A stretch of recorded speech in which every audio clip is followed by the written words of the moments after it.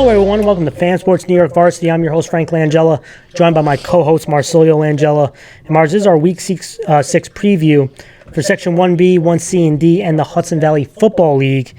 And we are reaching the end of the regular season. We're getting there for 1B and 1C and D. And we actually have playoff football for the Hudson Valley Football League this week, Mars, where teams, again, battling for playoffs, battling in the playoffs, and teams that are out of it, giving their seniors one last run, trying to create some upsets, and some young players probably given some opportunities to shine this time around, Mars. Yeah, it's always fun to be able to see playoff football just like getting closer and closer. And now that we actually have playoff football in the Hudson Valley Football League, it just makes things even better. And I feel like watching all the teams from B, C, and D, always now looking at rankings, right? Yeah. And I feel like that's going to be the most exciting thing about these last few weeks here. And we want to welcome our fans. We appreciate all the support that you guys give us.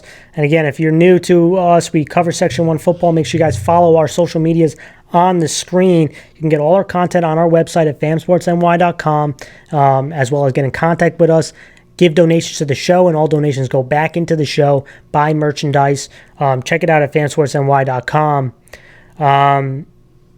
And Mars, what the show's going to do, we're going to go over the games on slate. We're going to talk about those divisions. We won't get into D because there's only 2 schools. But we'll talk about the divisions. We'll go over a couple games, and then we'll give our game picks. So let's dive right into it. Briarcliff is 0-5 at Putnam Valley, who's 0-5. That is a league game. We have a C matchup, Blindbrook 3-2 at Albertus Magnus, who's 2-3. That is a league game.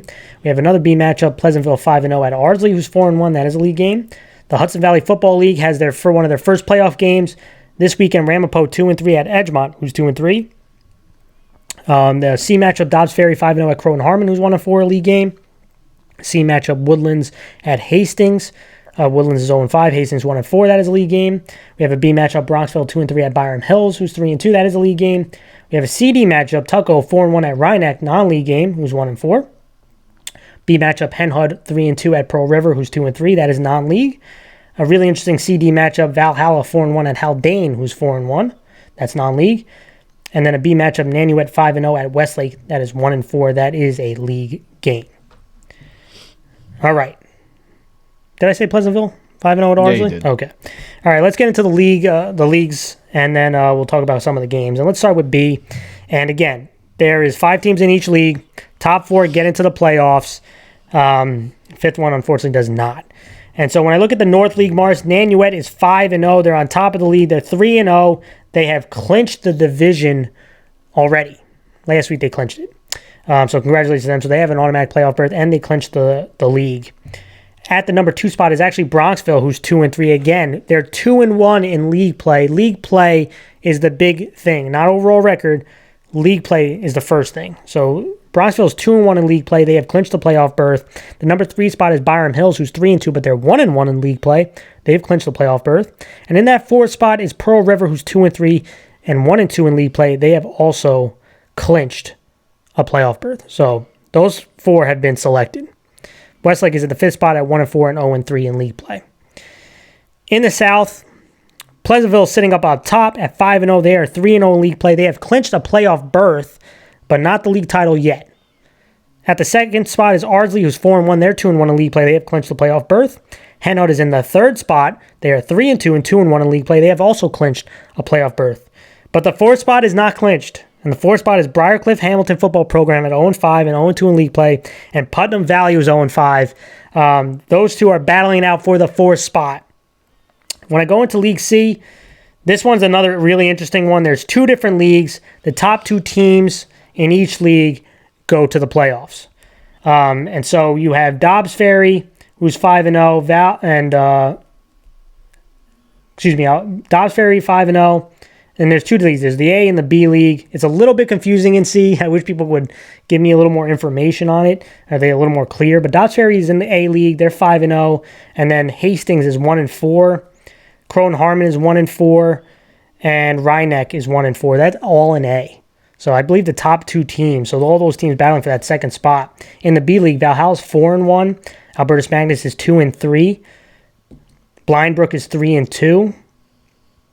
And then it is Woodlands. Woodlands is the last one who's 0-5 and 0-3. D is, again, 2 schools, both 4-1 in Tuckahoe and Haldane. But the Hudson Valley Football League, their rankings is finished, their regular season. Poughkeepsie is the number 1 seed. They have a bye. Greeley is the 2nd seed. They have a bye. The 3rd seed is Irvington, who has a forfeit victory over Peekskill, who ended their season early. So Irvington is moving on to the next playoff. And then Edgemont is the 4th seed. Ramapo is the 5th seed, and Ramapo is at Edgemont in the playoffs in the first round. So that's how that works. Let's go over the games.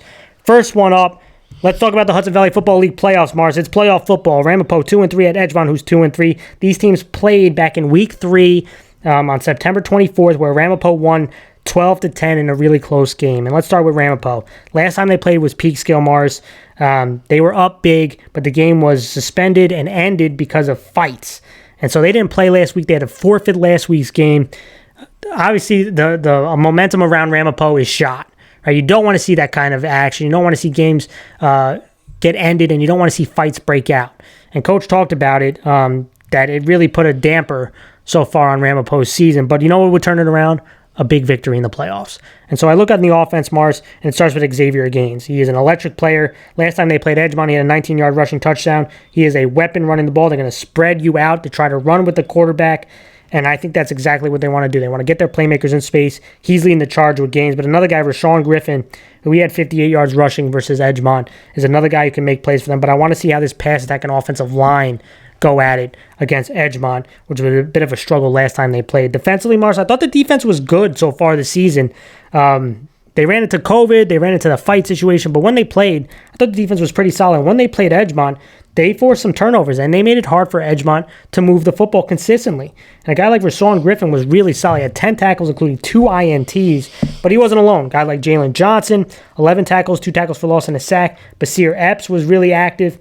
They got to stop Edgemont's quarterback runs, and Edgemont likes to go into the spread looks too, and mix up with quarterback runs and running with the fullback or tailback. And to me, that Davis Kim is a guy that they have to bracket because he's a guy who lines up in the backfield, lines up as receiver. He's one of their most dynamic playmakers. When I look at Edgemont, Mars, offensively, they run the spread. I thought Joey Saito, he had a couple touchdowns last week, has been really solid for them running the football. But to me, their best guy is Gio Leonardo. He's a dual threat guy who can run and throw the ball. A little bit hampered with an injury. You can tell he's a little bit beat up. But he's a dynamic football player. And the guy that I mentioned before, Davis Kim, this guy is a weapon. He can line up on the outside. He can line up in the slot. He lines up in the backfield. Does a little bit of everything. He's a dangerous guy. I would imagine they want to get him the football and get him it often. But can this offensive line hold up against the speed of Ramapo's defense? That, to me, is the big question. Defensively, the top priority's got to be stopping Gaines, Mars, those quarterback runs. Ramapo has the speed to kill you, and they hit off a couple big touchdowns against them last time. One of that big one was Xavier Gaines. And the turnovers, again, I think they had a safety in one of the spots. This game was really close, and those small mistakes are what's the difference in this one. I think this will be a close one again, Mars. What do you want to talk about? Yeah, this is definitely an interesting game. I feel like when you look at Ramapo, it really is going to rely on the offensive line. Has to be solid here, and they have speed, right? You have to be able to get into the open space and allow your athletes to really make a big play. And defensively, they need to really bring the pressure, right? They need to start to contain this rush offense from Edgemont. And Edgemont has a lot of skilled guys. G. Leonardo is definitely a very top-notch athlete, a very dynamic player that Edgemont has, and their offensive line needs to really improve and continue to be consistent, because if they can, then you're definitely going to have a lot of opportunities on the offensive side of the ball. Let's go to a really important matchup in the C League, or the C class. Blindbrook 3-2 at Albertus Magnus, who's 2-3. This is a league game. Huge game. And Albertus Magnus since 2004 is 5-0 versus Blindbrook. Last time they played, though, was 2015. It's been a few years. Last week, Blindbrook won versus Woodlands. Albertus last week lost at Valhalla. But let's start with Blindbrook, Mars. How impressive have they been over the last 3 weeks? They've won 3 straight. Both sides of the ball has been improving. The defense has been solid. Let's start with offensively. This running game and the O-line play has been impressive. I mean, the offensive line has some size, and their running back, Rob Carey, has been really solid this year, and he was a beast last week, 137 yards rushing and 4 touchdowns. And Matt Shaw, he stepped up at quarterback last week. He was 7-12, including a 46-yard touchdown. And, they have a nice little run game and play-action game, and hitting a big target in JPD Inverno, who has now made multiple plays over the last couple weeks, big-time catches. This is a kid who has really good body control on the outside. But I'm interested to see what their other quarterback, Jake Manick. I didn't see him play much last week. Don't know his status. And this is an important player for them offensively. He was also having a pretty solid last couple weeks. They really rely on this rush attack, but the play action versus the defense of Albertus Magnus, I think, has an opportunity to make plays. Albertus Magnus has given up some big plays over the last couple weeks. Defensively, Mars, this has been a unit that's been solid pretty much all season, even against the tougher teams. They're the 5th-ranked defense. They've allowed less than 20 points in 4 straight games. And this defensive front 7, really, it starts with them. I look at this defensive line, guys like Mark Short. I look at the linebackers, Blake Sloves. They have been really, really solid. And to me, I think Albertus Magnus is going to try to test the edge of this defense. So those edge defenders in secondary are really going to have to come up big because in between the tackles, I think they'll be pretty solid. They got to be able to tackle in space for Blindbrook, and I'm interested to see how they hold up speed-wise versus Albertus Magnus. And let's go to them. Albertus Magnus, they've lost 2 straight, but they played 2 of the best teams, Dobbs Ferry and Valhalla, back-to-back. They need a victory bad, but they are 2-0 at home, and I think they play much better at home. Offensively, this is the number 5 offense out of all the C&D schools. They've had to deal with injuries. They've had a couple of brutal injuries, but the rollout game and the passing attack they did last week, where they flooded zones and they brought in trip receivers to flood those zones, have been pretty solid, and I think they're going to bring that again this week. And those off-tackle outside runs, using the jets, using that, going into the gun and running off tackle. I think that's going to be the game plan. One guy who's really impressed me, Michael LaRusso. Really, really solid. You can line up him in the backfield, line up him in the slot. This guy just makes plays. And last week, he was really, really solid. Another guy, Savor. He's a big play running back. Get him in open field. He's as fast as anybody. But I'm looking at this offensive line. Can they hold up against that front 7 of Blindbrook, who has been playing pretty darn good ball? The concern I have about Albertus Magnus is the defense. This is the 9th-ranked defense out of 10 defenses. They've given up way too many big plays. They have to stop the run this week. I look at one of their linebackers, Justin Edelman, Mars. This guy, he's had a cast on the last few weeks. This guy is tough as nails, but he's got to lead the charge, and this defense has to step up overall. They got to force Blindbrook to be a passing team, but they have to be wary of guy JPD Inverno, who has made some big catches. So I'm interested to see how they play him secondary, Mars. So what do you want to talk about? Yeah, first of all, I'll talk about Blindbrook. I mean, if the fact that they've been really showing their improvement is awesome, and I feel like they've just gotten better and better, and you're really starting to see this team be in its glory almost, where now they're just looking like a very efficient team all around, and their offensive line has been playing very well. The rush offense has been very impressive, but the quarterback play is going to be the most important aspect of this game, and I'll kind of then mirror that to Albertus Magnus. They have had a struggle defensively, right? Yeah. Offensively, they can move the ball, right? They have a pretty balanced offense. Defensively, it's going to be the question there. So when you look at this game, the biggest thing I look for in the game breaker or the wild card is going to be the defense of Albertus Magnus versus this Blindbrook offense. Yeah. If Albertus Magnus can defensively hold and put their offense back on the field, you're going to see a lot more points on this board. Yeah, let's go to another matchup. Let's talk about a B matchup. Bronxville 2-3 at Byron Mills was 3-2. This is in the North League, and right now Bronxville's in that 2nd spot. Byron Mills is in that 3rd spot. So obviously a huge important game when it comes to seeding. These two teams have played once since 2004. Byron Hills is 1-0 versus Bronxville. Last time played was 2019. Last week, Bronxville lost a close game at Pleasantville, and Byron Hills won at Briarcliff in a close game for most of the game. Let's start with Bronxville, though. If you like offenses, these two offenses are going to put on, we think. They have an opportunity to put on a show because both these offenses are fast, put up a lot of points. Bronxville's offense, they're the number 3 offense in points scored in the B class. They are fast-paced, no huddle. That's like a basketball fast break on you, right? They really want to put you on your heels and get their playmakers out in space. And obviously starts with that quarterback, Connor O'Neill, who last week, it wasn't so much about running the ball, but Mars, he had 240 yards passing and a touchdown last week. It was his arm. And that RPO game puts the defenses in a lot of trouble because they like to bait your secondary, getting Connor O'Neill running the ball on the outside and then flicking it when those defenders come up. Puts a lot of pressure on a defense. So, again, I think they're going to be testing that. That's what they like to do, throwing it to guys like Kelty, who's a big-body receiver. But to me, what has made this offense more dynamic is the increased play and productivity of Tommy Garofalo, their running back. Last week, 138 yards rushing and 2 touchdowns, Mars. He has been a beast the last 2 weeks, and him and that offensive line have been playing better, which has made this offense more balanced and more dynamic.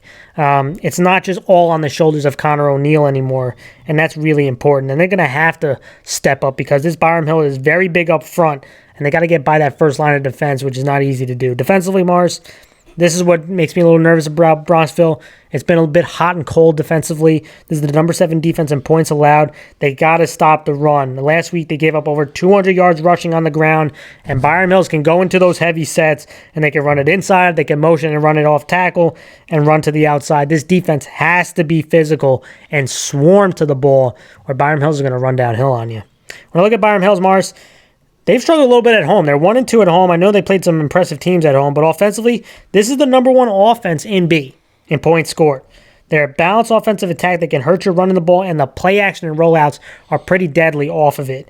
And I look at this offensive line, I think they have a size advantage, and they're going to try to move these guys. And it obviously starts with running back Jaworski, who's been a beast all year. But another guy who really stepped up, especially last week, Michael Rocco. 2 rushing touchdowns last week was a really nice change of pace back for him. And adding those 2 guys together is pretty dynamic. But their quarterback, Cohen, he's been really solid this year. He had 3 touchdowns last week, 2 of them to Ben Drelliger, who's been kind of a go-to guy for them. This is a balanced offense, and if they can get the run of the ball going, it really opens this playbook up because they put defenses on their heels, and they can hit some big plays with some of the speed that they have, both with their running backs and quarterback. Defensively, last week they gave up some big plays, and the last 2 weeks have not been their best. Let's be quite frank about it, but this is still the 5th-ranked defense. They did force turnovers last week that helped seal the game. Rocco had that game-winning interception. Weiss had a fumble recovery for a touchdown. I still think this is a pretty solid defensive unit, even though the last couple weeks there has been some leaks, and they really have to bottle up Connor O'Neill and now Tommy Garofalo. They have a real potent rush attack, Bronxville, so that's got to be the number 1 priority. Make them be a passing team. If, again, Connor O'Neill has the ability, but you want to force him to be a consistent passer in the pocket. So that's going to be the big thing, Mars. What do you want to talk about? Yeah, this is definitely going to be interesting. I think the more interesting thing about this is that it's going to change the rankings completely, depending on, if Bronxville wins, they're going to stay at 2, right? But if Byron wins here... They moved it 2. So it's really going to be... The pressure is going to be on Byron here to really pull away with a victory. But when you look at Bronxville, O'Neill is definitely just the major cog. Now, granted, there's a lot of skill guys on this offense. The offensive line has been playing well. Garofalo has been playing very well too. I just think that O'Neill kind of makes everything work. He stirs the pot. He definitely does. But having those now, you have more ingredients. Yeah, makes the offense more dynamic. And O'Neill last week was definitely just making plays out of really bad situations for this offense, and he was hitting on everything that he wanted to get. And I think the most important thing for Bronxville is going to be, can their offensive line and defensive line hold up against Byron Hill's big fronts? And I think that when you look at Byron Hill's perspective, you want to establish the run, and Bronxville's defense has been struggling. So can you establish the run? Can you move down the field and have these long drives that keep Bronxville's offense off the field? And I feel like that's going to be the big thing for them. And defensively, it's going to be about keeping O'Neill inside the pocket and force him to throw those really tough throws. Because when he rolls outside the pocket is where he makes all of his plays, whether he's going to run it or he's going to throw it. I feel like he just can be a deadly guy when he's scrambling. Absolutely.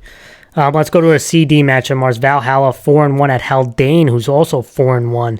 And historically, Haldane is 4-3 versus Valhalla since 2004. But the last time they played in the spring, Valhalla won 28-0. When you look at last week, Valhalla won versus Albertus Magnus. Haldane won versus Croton Harmon. Let's start with Valhalla, the road team. And this has been a steady team. Not a lot of conversations about Valhalla. They've had a pretty solid season. And offensively, Mars, this is the number 3 offense out of the C and D schools. They're obviously led by their big pass ability and their big passing game. They can hit you with the quick stuff and get those guys in open field, but they really want to hit you deep, and they take a lot of chances going deep, and they like to stretch the defense and see if you can run with some of their skill guys. And they obviously have a quarterback who can hit the deep ball and intermediate ball in Michael Dawson, who he had multiple passing touchdowns last week. He's been really solid for this offense, but again, they'll target different receivers, but last week one guy really stepped up and shined from the pack, and he's also had a really solid season, and that's wide receiver Basiaka, and I call him Basiaka Big Play Butcher. He had 4 touchdowns total last week. He caught 3 receiving touchdowns, Mars. He had a field goal block return for a touchdown. This is a big playmaker, big-bodied guy who is long, and he can take those long strides to hit you deep. This is a guy to watch out for. He is a guy who is coming, and I think he's going to continue to make plays for this offense. And they're going to test the Haldane secondary to see if they can cover guys like him. And they have other guys, but he is the guy leading the charge. Defensively, Mars, this is the number 3 defense in C&D. This has been a pretty solid unit for most of the year. But they hit a bit of a roadblock the last 2 weeks. And I think that, they've given up 26 and 27 points, albeit, again, going up against Tuckahoe is not easy. But they've given up just too many big plays in the passing game. Last week, there were too many blown coverages. They struggled with some of the rollout game and some of the trip concepts flooding the zone. And Haldane's going to try to test that to see if they masked it up. And just the last 2 weeks, just too many big plays in the passing game that Valhalla needs to get fixed because this is a good unit. When I look at Haldane, Mars, what a year that they've had so far. I mean, 4-1. Big kudos to the players, the program, and Coach McConville, who's done a really good job. Had to replace a lot of kids from the spring season. To start 4-1 is pretty great. Offensively, again, they're going to probably test this pass defense. And I look at their quarterback, Ryan Van Tassel. Last week, 6 of 13, right? Not a great completion percentage, but he had big plays, 157 yards and 2 touchdowns. This is a dual threat guy, so I would imagine you're going to see some rollouts. You're going to see them trying to flood the zone and get this guy in the move where he can try to hurt you running or throwing. But he has some weapons. I mean, Thomas Tucker last week had a receiving touchdown. Ryan Irwin, who has been really, really solid for them, he had a receiving touchdown and rushing touchdown. He is a dynamic player. I think running the ball in between the tackles is going to be tough. Valhalla does a pretty good job, but I would imagine they're going to try to test this pass defense. And so I think quarterback Ryan Van Tassel is going to have a big game along with these receivers. Defensively, Morris, you name all the defenses, right? Who are the top defenses in the C&D class? The number 1 defense in points allowed is Haldane, Mars. They're the number 1 defense in points allowed. Now, granted, this is going to be a big jump up in competition, but this unit has been pretty solid and strong all season long watching the film, right? Not just the guys who they played, but watching them on tape. And Ryan Irwin is leading the way. He's been a real playmaker. Last week he had 2 INTs, and they're going up against a pass assault that is really going to test this secondary and corners big time. And they're going to not only they're going to have to cover these guys man-to-man and in zone, but they're going to have to tackle in space. Another guy to keep in mind, Jake Mason last week, another guy who had a really solid game. He led the team with 10 tackles. This is a big step up for the defense, but I really like this unit. It's been strong, Mars. What do you want to talk about? Yeah, this is interestingly like a very big matchup. I look at the offense versus defense, offense of Valhalla versus the defense of Haldane. Where Valhalla has his speed, they have this big playability. They have Michael. Was it Dawson? Yeah, Michael. Dawson. I just want to make sure Michael Dawson, who has the ability to really. To just make big plays in general. Yeah. And I think that when you look at this team, they really can, just this game in general, they can either show up and score a lot of points, or they'll have some struggles and Haldane might surprise them a little bit. So I really think that this game is going to depend on the offensive line, giving them the ability to get to the outside and allow their skill players to make the big plays. From Haldane's perspective, it's going to be interesting to see how this defense stands up to this, very potent offense that they have. And I feel like, granted, they're the number 1 in points allowed, but have they really seen the big test? This is the biggest one. This is the biggest test that they've had so far, and I feel like if they can hold their ground, this is definitely going to be a game. And I feel like you have to. You're going to be seeing how your secondary plays. Michael Dawson is going to definitely test you. And I feel like if they can hold down the hatches and allow for this pass rush to get to Dawson often, then you're really going to get an interesting game. Yeah. Let's go to the game of the week, Mars, and this is a B matchup. Pleasantville 5-0 at Ardsley, who's 4-1. This is in the South League, and again, Pleasantville with a win will clinch the league, Mars. Ardsley with a win will put Ardsley in first place with 1 week to go. Huge, big-time matchup, and historically, Pleasantville is 7-4 versus Ardsley since 2004, but the last time they played in 2018, Ardsley won. Last week, Pleasantville won versus Bronxville. Ardsley won versus Putnam Valley. Let's start with Pleasantville. This is a huge, huge game, Mars. Pleasantville has been a prominent program in B for a long time. But the last couple years, this has been Ardsley's league and Ardsley's class. There's no mistake about it. Byron Hills and Ardsley.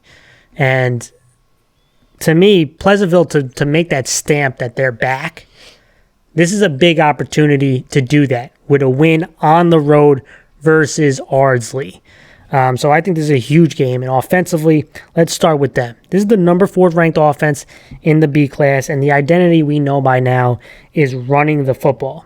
The offensive line, they'll bring in the tight end, they'll give you heavy looks, and they have done a really solid job. They'll run downhill with their running back, Cotter, who's had a great season so far. He has been tremendous. Last week, Mars, 183 yards rushing and a touchdown, including an 80-yarder for a big breakout one in the beginning of the game. He has done a really good job. He runs through contact really well. He's not a very big guy, but he is strong and he shows good balance.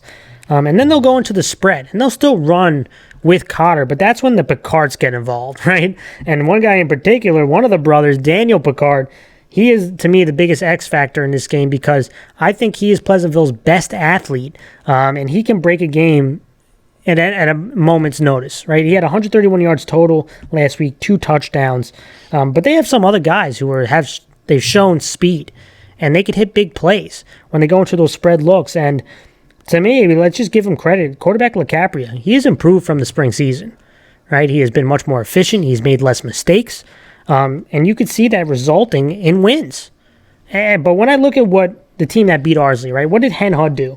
They had some success running the ball. So I know with Pleasantville's identity, they're going to look to test that, right? And especially with runs outside the tackle box, off tackle, right? That's going to be a big thing to try to wash down those defensive ends or try to kick out the defensive ends and run underneath because they have some bulk in the middle.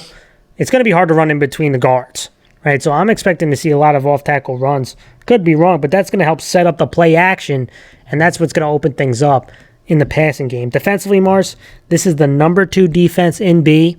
They have been a really solid unit. We're going to see a lot of 5-man fronts. They want to stop the run. That is what their goal is defensively. They want to bring, the heat on. Again, they have guys lined up, so they're not going to be a lot of double teams on the offensive line because of all those guys lined up near the line of scrimmage. So you're going to get one-on-one matchups, and these guys have won those one-on-one matchups on Pleasantville. They've done a good job.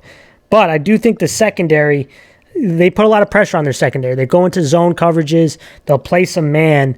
But because they have so many guys near the line of scrimmage, those secondary guys have to play really well. And for the most part, they have. But I do think this is going to be the biggest test for this secondary. When I go to Ardsley, Mars, this is the number 2 offense in B.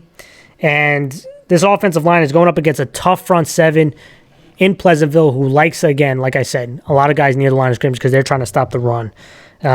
But when they don't turn the ball over, Ardsley, they're a pretty balanced offense, and they can hit you with some different looks. They can bring in some heavy set looks. They'll come in with some spread. They'll come in with some some wildcat. They'll go into some 2-back gun. This is an offense that can hit you with a bunch of different things and see which one is working, and they'll stick with it. But it all starts with me with their running back and Phelan and this offensive line, who, to me, when they get going, this is when this offense really starts to click. But they'll hit you with Phelan, and they'll hit you with Watson, who to me is one of my favorite players. And they line him up at tight end, wide receiver. He'll be in the wildcat and run some power offense, play defense. This guy is a glue guy for this entire team, and he's going to be a big player for them. And then, when they get the run game going, that's when their quarterback Ballarge and maybe hit some big plays to guys like Jones and Watson out of play action. When this offense doesn't turn the ball over and get penalties, they are really tough offense to stop. Defensively, again, Ardsley's big thing is to stop the run. The defensive line, it starts with them. Pleasantville's offensive line and tight ends has done a good job of opening up holes, and Cotter's been running hard. So this defensive line, guys like Dash, Costas, and Bomer, they're going to have to step up big time, Mars.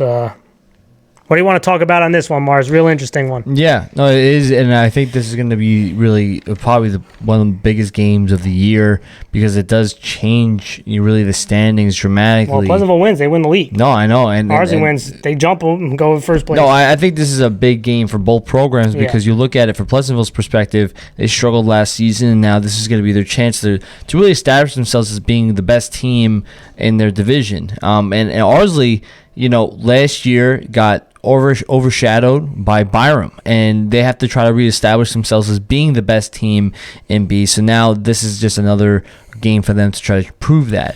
When you look at Pleasantville, they have a lot of guys who've been consistently playing well. Daniel Picard, Kieran Cotter have been kind of the two most seen and reliable players. And obviously Michael LaCapria has been very reliable as well. He's limited the mistakes he had, especially since week 1. And this offensive line has been very, very important for the growth as a team. But when you look at Pleasantville, it's going to rely on really the young guys stepping up. And I say this every single week because that's just the reality. They have this season. They have, and that's why they've won.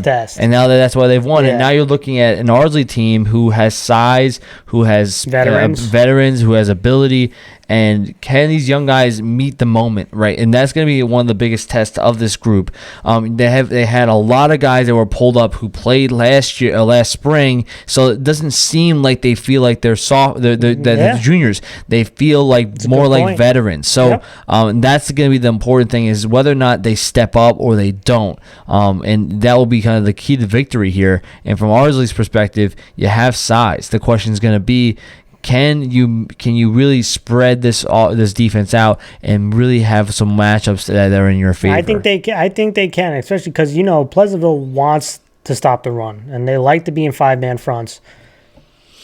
When they go into spread, what is Pleasantville going to do? Is going to be the question. Do they take the gamble? We're going to see. Player to watch to me, and I mentioned him earlier, Ryan Watson. I mean, this guy, Mars, lines up at tight end, wide receiver, quarterback, running back, linebacker. He was an outside linebacker last week. He played inside linebacker. This guy will line up where you need him to and make plays no matter where he is on the field. Love those kind of versatile football players. He's someone to keep an eye on in this one. And the matchup, which I did do a breakdown on, I'm looking at this Pleasantville run defense, right? It has been really, really solid overall this year. And I'm going to be comparing that to the Ardsley offense that brings a little bit of versatility and can attack you multiple different ways. And we'll let the audience see these two units going at it. For this video, I'm going to talk about Pleasantville's defense versus this Ardsley's versatile offense. And I'm going to start with the defense of Pleasantville. And this defense has been really, really solid this season. And they do a really good job of stopping the run. And they like to line up in 5-2 or 4-3. They'll mix it up. But when you come to these heavy sets and they go into this 5-man front, they are tough to run against. And for a lot of reasons. The linebackers do a pretty good job of flowing to the football. The safeties are active in the run game and they tackle well in space. But to me, the big difference and why they've been so successful is the play of these guys up front. And they're winning their one-on-one matchups. And when you combine all those things together, you get a pretty good rushing defense. And we're just going to show it. I mean, whether you come out in 3 backs, 2 backs, and 2 wide receivers. When you go into some of the spread, they'll go into 4-man look. But when they're in this 5-man look, they are tough to run against. And you're going to see it right here. 3 backs. Okay. They're going to have both these guys blocking to the outside. Kind of a screw up on the right tackle, I think. I think they blocked the wrong guy. But they have a guard pulling. Running back is trying to run to the right. He sees that there's going to be a free defender. He tries to cut it back. But these guys flow well, and this defensive line doesn't get moved. Right when we snap the ball. Again.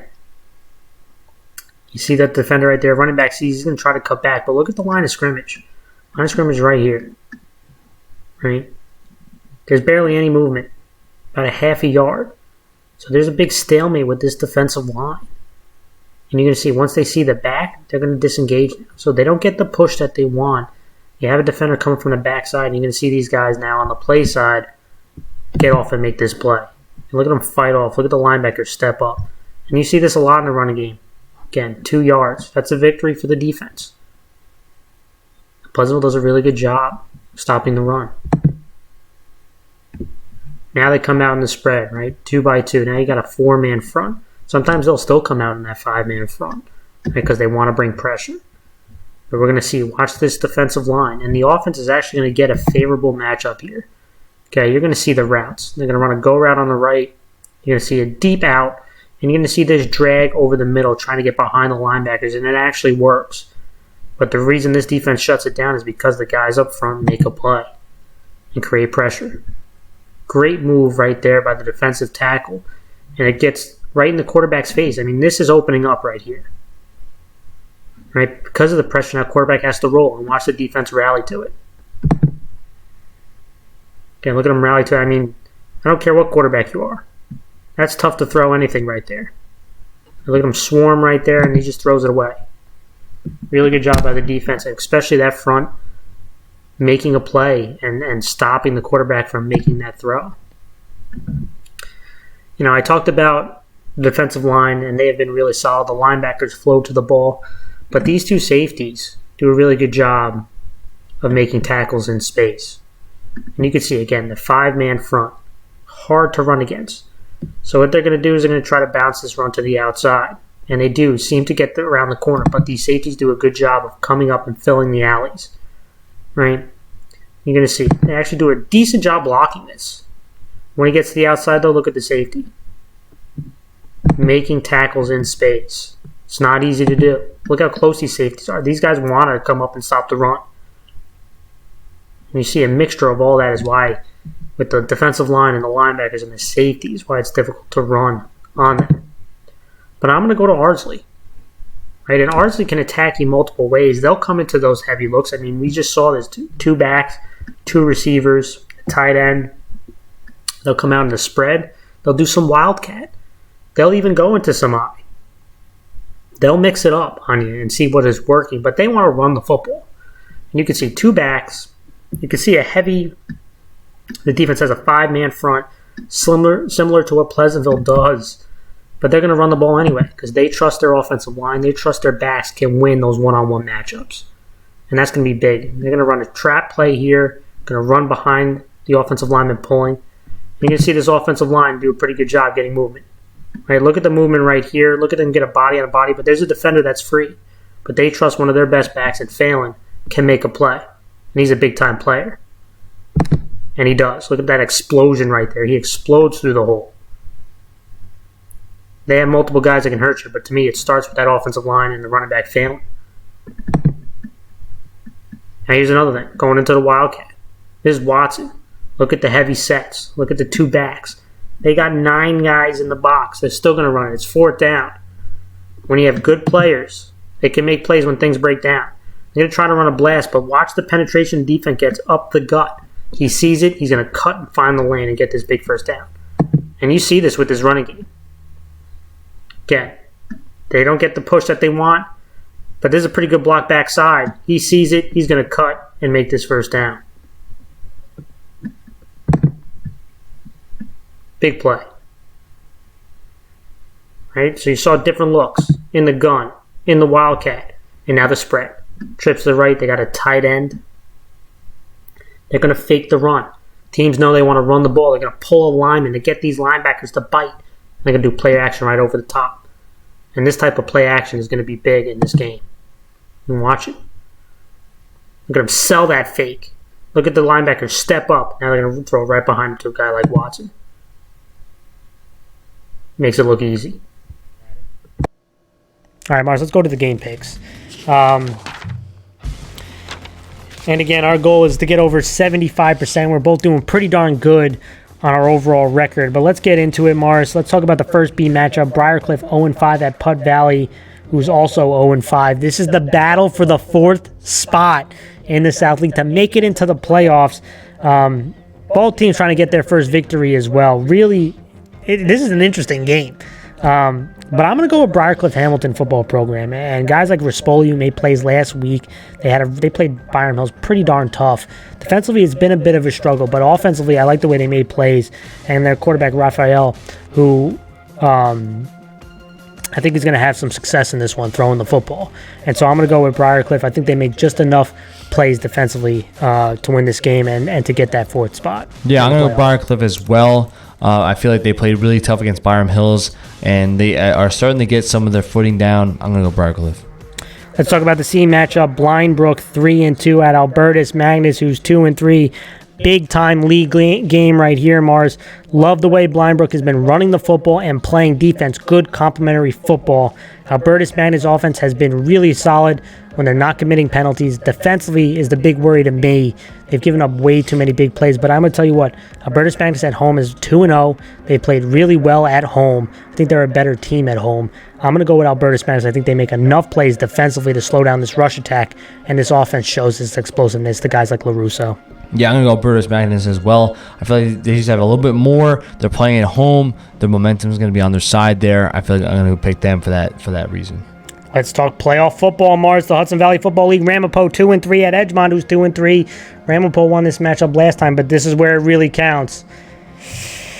Listen, I think these two teams are very close, very even. I think Ramapo has, again, they missed last week. They had to forfeit last week because of the fights. I think Ramapo is really going to be itching to come back and play. And defensively, I like the way they were playing before this incident. I'm going to go with Ramapo. Again, Edgemont has playmakers, and I'm interested to see what the mindset and, where the attitude is with Ramapo in this game. Because if they're not ready to go right from the get-go, Edgemont's going to win this one. But I do think Ramapo is dying to play. I'm going to go with Ramapo in this one. Yeah, I'm going to go Ramapo because of the reason that, like you just mentioned, the fact that they're going to be dying to play. They're basically going to have some rest behind them, and I think they're going to come out blazing. Let's go to a C matchup. Dobbs Ferry 5-0 at Croton Harmon, who's 1-4 in a league play. How does Dobbs Ferry, after that huge victory versus Tuckahoe, respond? Again, I love the way that they ran the ball with physicality, and they have been doing that all season. Guys like Dan and his offensive line and Marsland, Sanzo. These guys have been really dominant. Do they have a letdown this week? I don't think so. I think the defense made enough plays that the defense was really strong in the second half. This rush attack is too potent. Croton Harmon offense definitely got back on track, but I don't think this defense can stop this rush attack. I'm going Dobbs Ferry. Yeah, Dobbs Ferry has been rolling. I feel like this is just a momentum win for them. Their rush offense has been phenomenal. I'm going to go with Dobbs Ferry. Another C matchup, Woodlands 0-5 at Hastings, who's 1-4. Another league game. Listen, Woodlands has had a struggle this year. Again, trying to find consistency. I thought the offense definitely was... picked it up last week, but I'm going to go with Hastings. Robert Kennedy, he's really been playing well the last couple of weeks. Capuano is an absolute stud, and I think that combination is going to be making another big impact in this one. I'm going to go with Hastings. Yeah, I'm going to agree with you. Hastings, I think, just has a little bit too much for Woodlands, and I think they're going to pull away at this game. B matchup, Bronxville 2-3 at Byron Hills, who's 3-2. Another big league matchup in the standings. Bronxville, again, really explosive, fast offensively. We both really like Connor O'Neill. He is an absolute beast. And Garofalo has been running the ball really well along with his offensive line, but the defense just isn't consistent enough for me. And I think Byron Hills' defense is more consistent, and this offense is the number one offense in B. I'm going with Byron Hills. Yeah, I'm going to agree with you. Byron Hills, I feel like, has probably a better defense than Bronxville does. They have the size, and I feel like Byron Hills is gonna win this game. CD matchup, Tuckahoe 4-1 at Rhinebeck, who's 1-4 non-league game. I want to see how Tuckahoe responds to a tough loss last week. I think this is a really good football team, and I know that they got beat by Dobbs Ferry, but this is a team that is as good as anyone in the C class, and they proved that with good complementary football. I think this defense responds. I know Rhinebeck has definitely been playing better, especially offensively, but I think Tuckahoe has too much firepower, and I think Annunziata, Benke, and this defense are going to respond in a big way. I'm going Tuckahoe. Yeah, I'm going to agree with you. Tuckahoe just has too much skill ability around them that I think is going to pull away in this game. I'm going Tuckahoe. B matchup, Hen Hud 3-2 at Pearl River, who's 2-3 non-league game. Pearl River's rush attack kind of ran into a bit of a stumper with against Nanuet, and the penalties really killed them because there were opportunities there, especially towards the end of the game when Nanuet pulled away. They had two big holding penalties back-to-back after a long run, which really hurt their momentum. But Hen Hud has really been playing well. They've been running the ball extremely well. The defense has been stepping up. Defense, again, after the Byron Hills game, I thought really struggled. Since then, really have picked it up, and I love the way that they've been running the ball. I'm going Hen Hud. Yeah, I'm going to go Hen Hud as well. The defense is, I think, what's been impressing me the most. They've really just been stepping it up week by week since week 1, and I feel like they're just going to have the advantage here. CD matchup, Valhalla 4-1 at Haldane 4-1. We talked about this one. Really intriguing. Love the way the Haldane defense has been playing. I think the players and coaches have done a tremendous job there, but I'm going Valhalla. I don't think that they can keep up with the skill guys enough. I think they'll hit a few big pass plays. And this Valhalla defense, I think, is going to step up because they've, given up too many big plays the last 2 weeks. I think they step up in a big way. I'm going Valhalla. Yeah, I'm going to agree with you. Valhalla is definitely trying to kind of bounce back. They're going to try to have some efficiency on the offense, and I feel like they're going to have that, and they're going to win here, Valhalla. B matchup, Nanuet 5-0 at Westlake, who's 1-4. Listen, Nanuet has been really good. They have the number 1 defense in the B class. Their rush attack is extremely potent. Moran behind that physical offensive line. Frondy with the rollouts. Westlake is a young team, and I do like they have no quit in them. They battle, they fight. But Westlake's defense has struggled to stop the run, and I think Nanuet is going to feast on that. I'm going Nanuet, Mars. Yeah, I'm going Nanuet too. It's just quite simple. Westlake has a disadvantage in the run. Nanuet has the advantage. I think I'm going to go with them. Let's go to the game of the week. And Pleasantville 5-0 at Ardsley 4-1. Mars, you can't pick the game, but do you have any comments before I make my pick on this? Well, when you look at the game, I feel like this is going to be really important because, like I said before, both teams have such a impactful, reason for wanting to win this game. Obviously, you want to win every game, but both teams have a major, can change right in the division. Whoever wins leads the division, and I feel like this is going to be really important for Pleasantville. It's going to be the real big test for them, right? I mean, Bronxville was a good test, and it was a close game, and they pulled it out in the end. But this is the real test, right? On the road, right? And you're going to be seeing, can you beat the top team? Are you the top dog or are you not, right? On Ardsley's perspective, a lot of people have been looking at Pleasantville and they're considering them to be the best team. Are you going to be kind of okay with being the second best team in your division? Like last year, you were the second best team, not even the second best team. You were technically the third best team next to Westlake and Byron Hills. Are you going to go back to what you were last year, 2 years ago, really?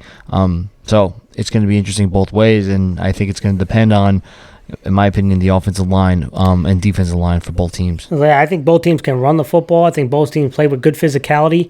I think Pleasantville is the bigger surprise because of how those young guys, like you keep mentioning, have stepped up so far this season. But this is the big test on the road, right, where the pressure is on. I felt like Pleasantville was kind of looking past Bronxville a little bit last week towards this game. Well, this is the opportunity now. But when I look at Ardsley, again, they have veteran guys. They have really good coaching, and Pleasantville does too. But I feel like this is the moment where Ardsley reestablishes himself as the best team. I'm going to go with Ardsley on this one. And again, I do think it's going to be a close game. But what I will say is I think I just trust Ardsley's offense a little bit more. And my worry is, and we haven't seen it in the last couple of weeks, what happens when the running game can't get going with Cotter? What happens to this offense? We haven't seen it in a while. I do think Ardsley is going to bail out to try to stop the run. Will they be successful, completely successful? I'm not sure. But I do think Ardsley will make it harder to run the football. And their offense is going to hit some big plays in play action, which are going to be the big difference in this one. I'm going to go with Ardsley. And also, before the season started, I picked Ardsley to win this league. They need to win this game to keep my prediction right. So I'm going to go down with the ship. I'm going Ardsley. All right, everyone, that was our show. We appreciate you guys for tuning in as always. We hope you guys have a football-filled weekend, and we'll see you all very soon.